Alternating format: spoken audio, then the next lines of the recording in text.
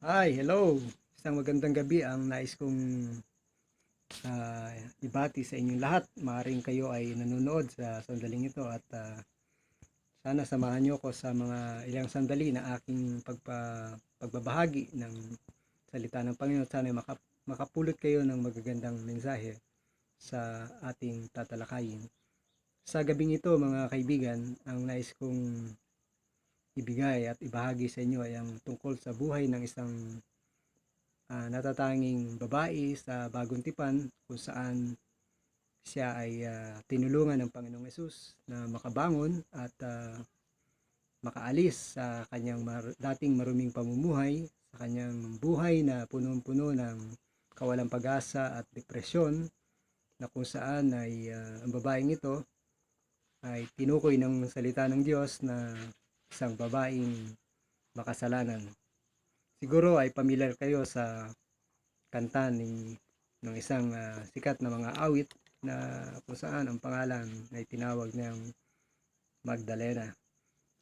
Sa gabing ito ay nais kong ibahagi sa inyo ang tungkol sa isang babae na nagngangalang Maria na tinaguri ang Magdalena. Tayo muna ay manalangin at bago ko ibahagi ito ay sana'y patnubayan tayo ng Espiritu ng Panginoon upang maintindihan ninyo nating lahat na nakikinig sa salitang ito ang mensahe ng Panginoon. Sinasamo ko po sa iyo, Ama, na nawa sa sandaling ito na ang iyong salita ay papahayag, ay gawin mo po, Panginoon, na makapangyarihan at buhay sa pamagitan ng iyong Santong Espiritu, na hindi ako, Panginoon, ang siyang makita at marinig na nagsasalita, kundi ikaw, Panginoon, ang mangusap sa mga puso na mayroong mga suliranin at punong-puno ng mga kalumbayan sa kanilang buhay. At tulungan mo, Panginoon, kung ano man ang kanyang kalagayan, siya man po ay nasa banig na karamdaman o nasa sa ospital, nagdaranas ng hirap, o kaya siya ay nag-iisa, Panginoon, at wala siyang kasama, at ngayon ay nag-iisip na wakasan ang kanyang buhay dahil sa rami ng problema. Panginoon, sagipin mo po siya at ipaalala sa kanya na ikaw ay buhay, ikaw ay handang tumulong at ikaw ay handang magbago ng buhay. Kaya sa gabing ito, akin pong dinadalangin na ang iyong salita ay maging buhay sa aming pakikinig at ito, Panginoon, ay maging gabay namin sa aming pamumuhay. Ito po ang aking dalangin in Jesus' mighty name. Amen. Mabilis lamang tayo at nais kong bahagi sa inyo ang isang talata sa Lumang Tipan kung saan ito ay mababasa sa aklat ni Isaias, Kabanata 43. At ganito nakasulat sa wikang Ingles at ito'y aking sasalin sa wikang Tagalog. But now, thus saith the Lord that created thee, O Jacob, and he that formed thee, O Israel. Fear not, for I have redeemed thee, I have called thee by thy name, thou art mine. Narito nga, sinabi ng Panginoon na siyang lumikha sa iyo, O Jacob, at siyang gumawa sa iyo, O Israel. Huwag kang matakot, iniligtas kita, tinawag kita sa iyong pangalan, ikaw ay akin. Katulad ng nabanggit ko kanina, ang aking ibabahagi ay tungkol sa isang babae na kung saan ang pangalan niya ay si Maria Magdalena. Ang talata sa Biblia ay makikita natin sa Ebanghelyo ni Mateo, Ebanghelyo ni Marcos, Ebanghelyo ni Lucas at sa Ebanghelyo din ni San Juan. At dito sa aklat Ebanghelyo ni Lucas, Kabanata 7, ay sinasabi na kung saan si Maria ay kasama ng Panginoon na tumutulong sa ministeryo niya nung siya ay narito pa sa lupa. Siya ay kasama ng ilang mga kababaihan katulad ni Joanna na asawa ni Cusa na lingkod ni Herodes at Susana at marami pang iba. Sila ay tumutulong na mag-serbisyo sa Panginoon at sila ay nagbabahagi ng kanilang mga ari-arian sa ministeryo ng Panginoon. Ito'y nasa lupa pa. Ito'y mababasa sa Lucas Kabanata 8, mga talatang 2 at talatang 3. kung saan ang sabi rito ay certain women which have been healed of evil spirits and infirmities, Mary called Magdalene, out of whom went 7 devils. Si Maria daw ay isang babae na alipin o siya ay gapos ng 7 masamang espiritu. At sinabi na si Maria ay tinulungan ng Panginoon Jesus na makalaya sa ganitong buhay. Marami pang talata sa Biblia na binabanggit patungkol sa istorya ng buhay ni Maria, kung saan si Maria ay sinasabing siya rin ang nagbuhos ng pabango sa paanan ng Panginoong Hesus. Doon sa aklat ng Juan, Kabanata 12, siya ay binabanggit na isang babae na nagdala ng isang sisidlan na kung tawagin ay alabastro, at ito ay kanyang binasag, at ang kanyang sariling buhok ang ipinangkuskus sa paa ng Panginoon. At marami ang sa halip na matuwa ay sumama pa ang loob doon sa ginawang kabutihan ni Maria. At ang iba pa nga ay nagsabing sayang ang pabango at ito ay maaaring ibenta na lamang para ipantulong sa mga taong nangangailangan. Ang tao nga naman, kapag gumawa ka ng mabuti, meron pang nakikitang kapintasan. Hindi nila nakikita yung maganda, ang nakikita talaga yung kapangitan. Yan ay natural sa mga tao na ang puso ay balot ng kasamaan at balot ng pag-iimbot. Sapagkat ang sabi doon sa talata, mayroong mga talata na binabanggit na hindi totoong nagmamalasakit yung isang disipulo ng Panginoon, kundi nais lamang niyang kupitan ang salaping, mapagbibilang dito. Walang iba kundi si Judas Iscariote ang binabanggit, mga kapatid. Sinasabi ng salita ng Panginoon na si Maria ay dating alipin ng masamang espiritu. Alam naman natin na masamang espiritu ay kapag ito ay nasa sa loob ng isang tao, ang kanyang buhay ay magulo. Sa Bagong Tipan ay binabanggit na ang isang masamang espiritu, kapag ito ay nasa loob ng katawan ng tao, o tinatawag na demon possession, yung kanyang mga ginagawa ay hindi normal, sabihin natin abnormal, dahil sa halip na siya ay tumira sa isang malinis at maayos na lugar, ang taong inaalihan ng masamang espiritu o alipin ng masamang espiritu ay tumitira sa mga lugar ng libingan, sa mga lugar na kung saan walang tao, at nagmumukmok. Ito yung mga tao na kung saan sinusugatan nila yung kanilang sarili, ganito ang ginagawa ng masamang espiritu sa kanila. Kaya yung mga tao na nakakaisip ng pagpapatiwakal, yun yung last na ginagawa ng masamang espiritu sa tao, yung utusan siya na wakasan na ang kanyang buhay dahil wala na siyang kwenta, wala nang nagmamalasakit sa kanya. Sabi ng Biblia, si Maria ay dating babaeng masama ang pamumuhay. Sabi nga ay Magdalena. Ang salitang Magdalena ay tumutukoy sa isang lugar kung saan ang tawag doon ay Magdala, kaya siya tinawag na Magdala. Ito ay lugar na kung saan sa ating panahon, maaaring ito ay masabi nating mga red light district, mga lugar na kumukuti-kutitap ang lugar. At doon ay kung tawagin natin ay bahay aliwan. At alam naman natin ang lugar na yon, ang mga nagtatrabaho doon ay mga kababaihan, karamihan na nagbibigay ng aliw doon sa mga kalalakihan na naghahanap ng kaaliwan din sa kanilang buhay. Hindi rin masaya sa kanilang buhay kaya nagpupunta doon sa ganitong lugar. Alam ba natin na karamihan sa mga taong nandoon ay mga taong naghahanap ng tunay na kasiyahan sa buhay. Sila yung mga tao na wala ng bagay na nakakapagbigay ng lubos na kasiyahan sa kanila. Kaya ang kanilang ginagawa, inaaliw nila ang kanilang sarili sa pamagitan ng pag-inom ng alak, nandoon na overdrinking, hanggang sa sila ay magkanda buwal, mahilo, magkanda suka, sa sobrang lango sa alak. Dahil alam naman natin na ang mga taong alipin ng pagkahilig sa mga alak ay wala nang magandang ginagawa. Kasama nila yung mga babae na nagbibigay ng kaaliwan at ganun din ang kanilang buhay. Wala rin silang direksyon. Ang hanap nila ay pera. Kaya marahil masasabi natin na si Maria ay nakaipon din ng maraming salapi.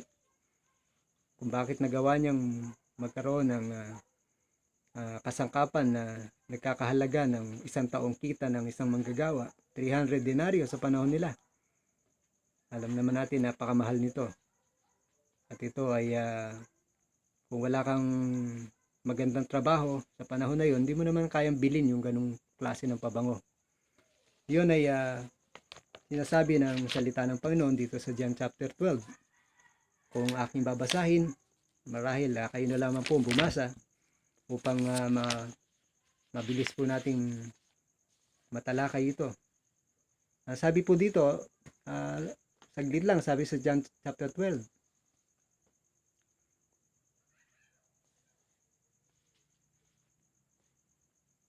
Verse 1, Then Jesus 6 days before the Passover came to Bethany, where Lazarus was which had been dead, whom he raised from the dead.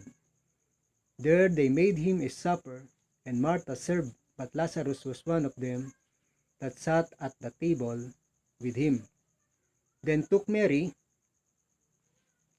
a pound of ointment of spikenard, very costly, and anointed the feet of Jesus, and wiped his feet with her hair, and the house was filled with the odor of the ointment. Makikita natin dito na ito si Maria. At alam niyo ba si Maria ay kapatid ni Martha at ni Lazarus. Ito ay binabanggit sa chapter 11 ng aklat ni Juan. Makikita natin na si Maria ay nabago na dito sa puntong ito. Kung isipin natin, ano ang pinagdaanan ni Maria na napakahirap? Marahil hindi binabanggit ang Biblia, pero kung ating ilalagay ang ating sarili sa mga talata na sinasabi ng mga sumulat, Matthew, Mark, Luke, and John, na dinidescribe lang nila ng pahapyaw ang buhay ng babaeng ito na si Maria. At si Maria ay tinawag na babaeng masama at babaeng inaalihan ng masamang espiritu, kung saan bago niya nakilala ang Panginoong Hesus, ang buhay niya ay napakadilim.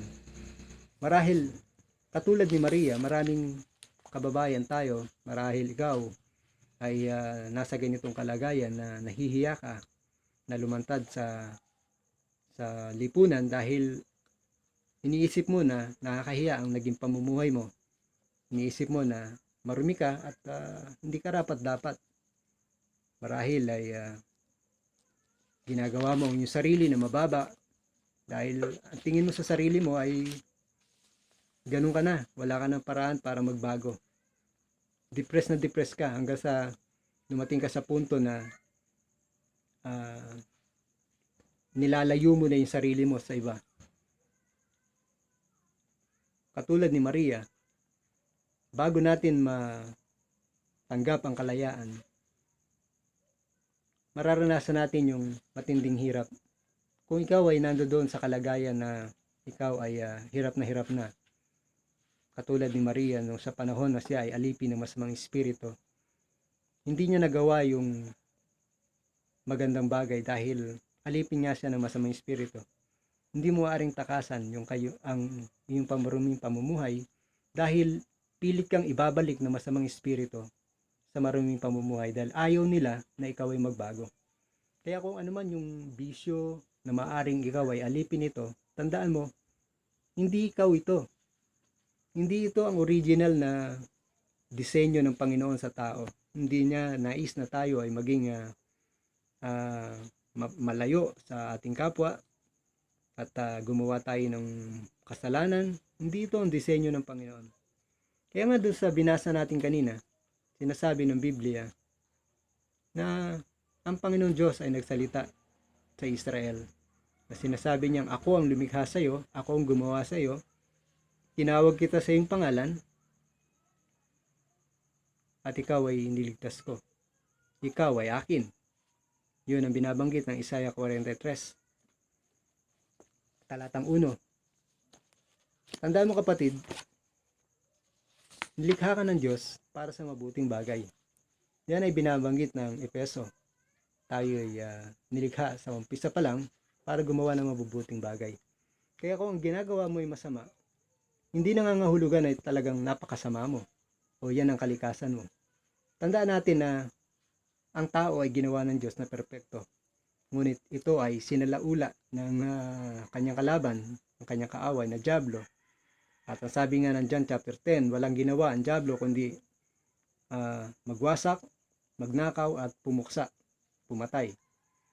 Kaya nais ng dyablo na tayo ay wasakin, tayo ay nakawan ng kaligayahan, nakawan ng respeto sa ating sarili, nakawan ng dignidad, at puksain tayo sa pamamagitan ng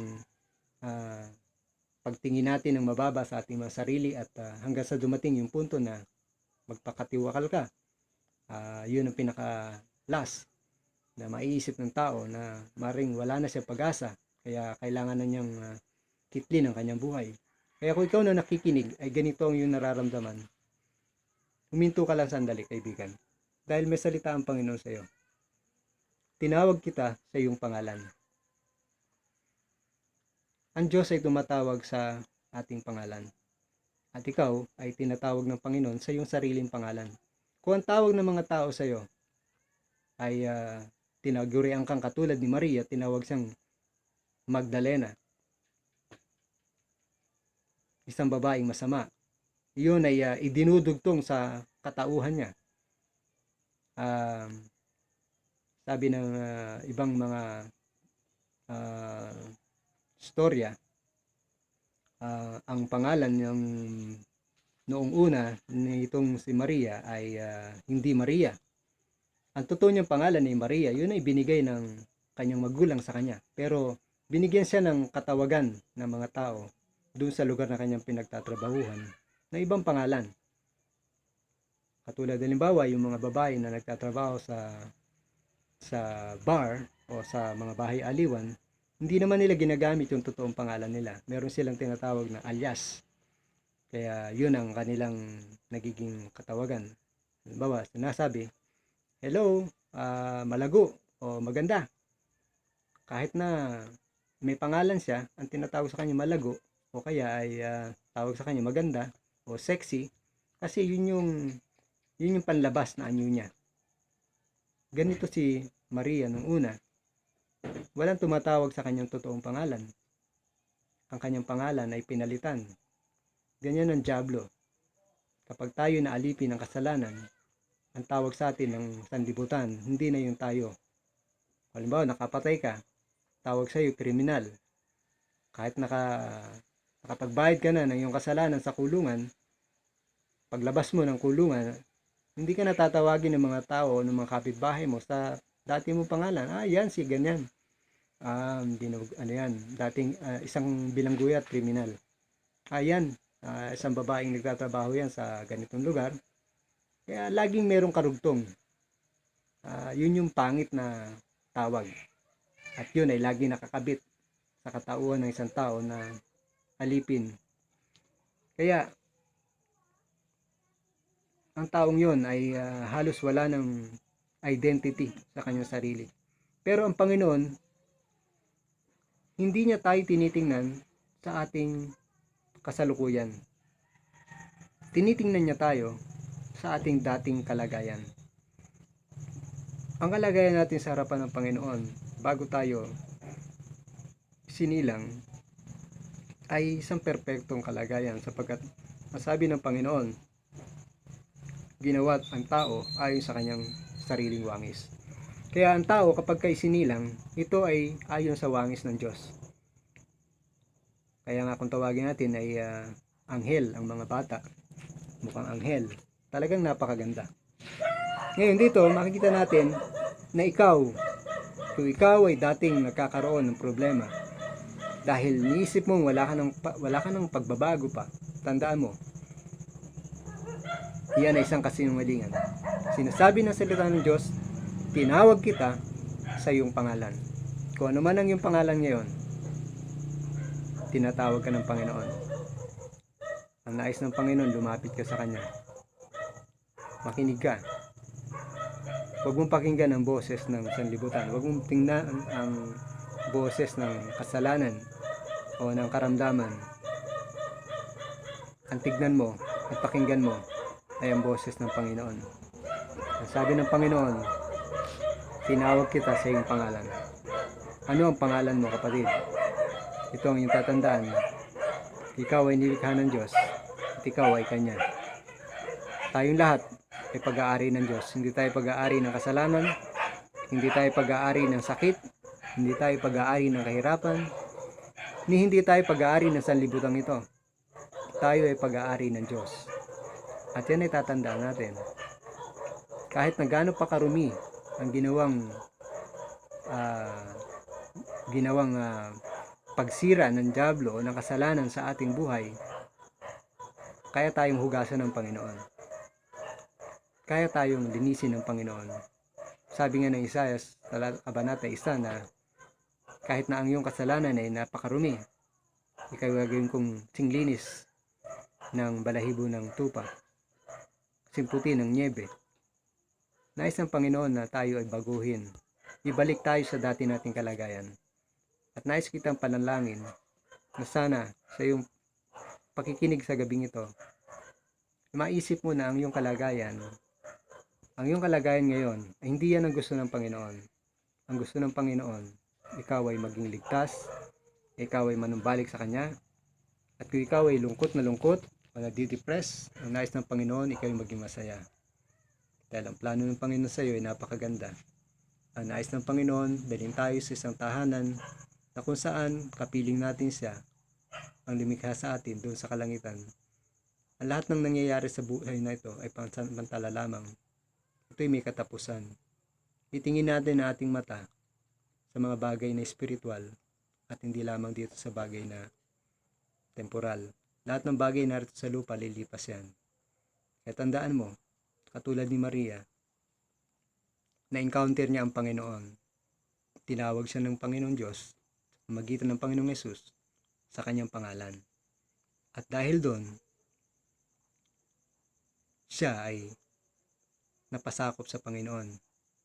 Sa susunod ay aking mas malalim pa nating tatalakayin ang iba pang mga bagay patungkol sa buhay ni Maria.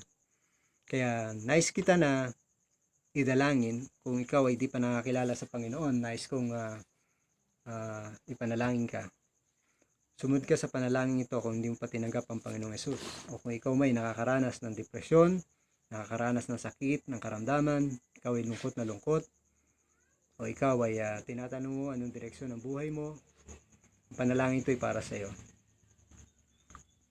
Ama namin Diyos na makapangyarihan, dinadalangin ko po silang nakapakinig ng iyong salita, na sa gabing ito, O Diyos, hipuin mo kanyang puso, buksan mo ang kanyang puso, sa pamagitan ng iyong banal na Espiritu Santo, at ang iyong salita na nahayag sa gabing ito ay tumubo sa kanyang puso, at tunay na iligtas mo siya, Panginoon.